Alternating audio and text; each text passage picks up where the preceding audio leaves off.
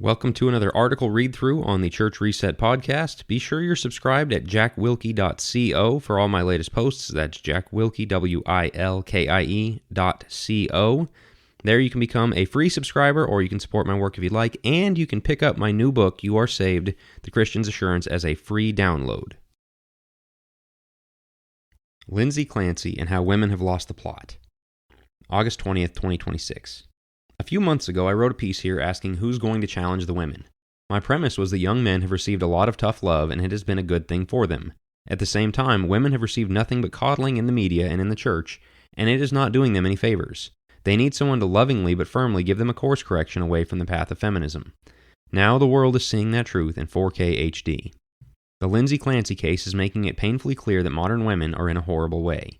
For those of you who aren't heavily online and aren't familiar with the case, and bless you for that, Lindsay Clancy was a married mom of 3 who sank into postpartum depression and then alleged psychosis before strangling her 3 children to death. We can feel awful for her that her mental health was suffering so greatly. We can acknowledge that pharmaceutical interventions can sometimes wildly exacerbate the problems they are intended to help. And at the same time, we can acknowledge that this was a horrific crime, and she should receive the full force of the law for her actions. Instead, many women have decided that Clancy is the real victim. Today, women rallied outside the courthouse dressed in pink in solidarity, cheering Clancy's defense attorney. A GoFundMe has raised nearly $1 million in support of Clancy as women flood the page with encouragement for the face of their cause.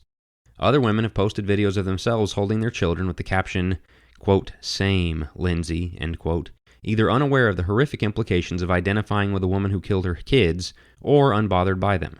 They see Lindsay Clancy as their opportunity to talk about the struggles they've faced, leaving out the fact that they didn't kill their kids. The end result is that a woman who strangled her kids has become a hero and a vicarious avatar for an alarming number of women, and none of them will entertain the idea that Clancy is responsible for these terrible actions. Violating the 9th commandment and contradicting Clancy's own defense team, the women of TikTok have decided that Clancy's husband may actually be the culprit.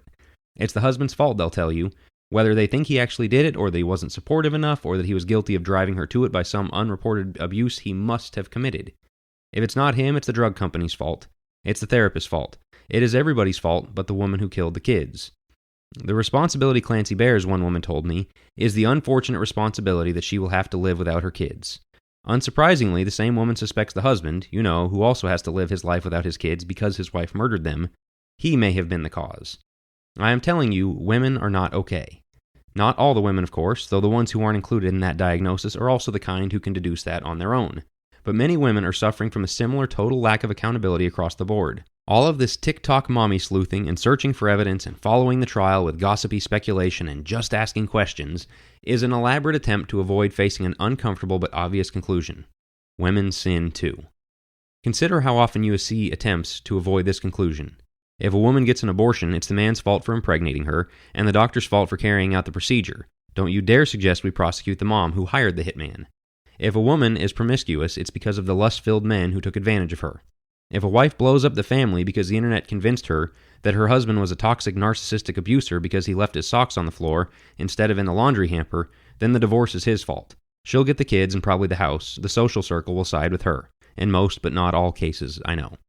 Even in the church, many won't preach Ephesians 5 without telling the wives they're to submit on the condition of a man's perfect leadership, and if he fails in her eyes in any way, then it's his fault that she didn't submit. She gets to decide when she's supposed to follow, if at all.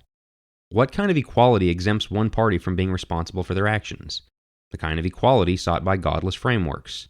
This case is oddly reminiscent of last year's Carmelo Anthony case, when a young black man murdered a young white man and received an enormous outpouring of support.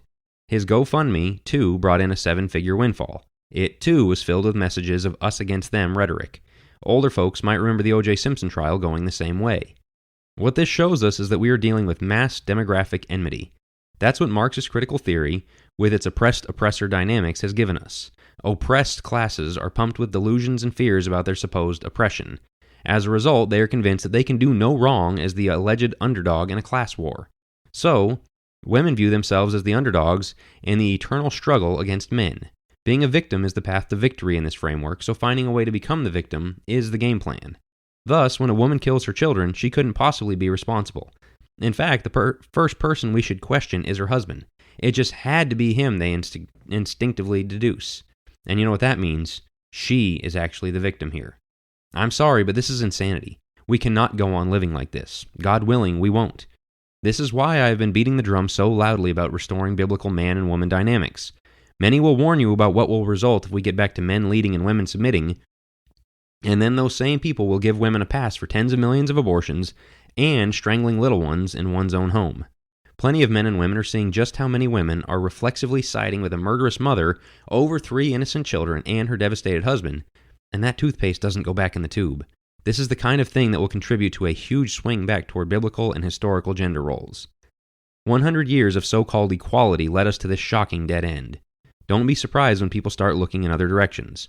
Feminism must be rejected, and women must be taught to reject it for their own good and for the good of all around them. I realize this will fall on many deaf ears among those who are unashamed feminists, but there are also many who aren't there, yet are still drawn to Lindsay Clancy's defense. Once again, we should be sympathetic to mental health struggles, and it's long past time to question the kinds of drugs that are handed out like candy. However, just think about this for a second. 3 kids are dead. A man lost his family at the hands of his own wife. Those are the victims, and they aren't victims of a nameless, faceless entity. They were victimized by a woman, their mother and wife, and she bears responsibility. Let's not lose the main thread here. Time for a change. The only way out of this is God's way, in which we abandon the feminist war between the sexes and acknowledge that men are responsible for being good men, and women are responsible for being good women. Men should honor, love, and cherish their wives. Women should respect and submit to their husbands and love their families, and work diligently as housekeepers to avoid gossip chains, which seems particularly relevant right about now. See 1 Timothy 5:13-14. Whatever this current thing is, it isn't any of that. So long as we accept a system of competition between the two sexes, the scales will be tilted. Women will be unconcerned with what's right, but who wins, and men will start to respond in kind. That only gets worse from here if we don't turn it around. It's time to restore the beauty of the sexes as God intended.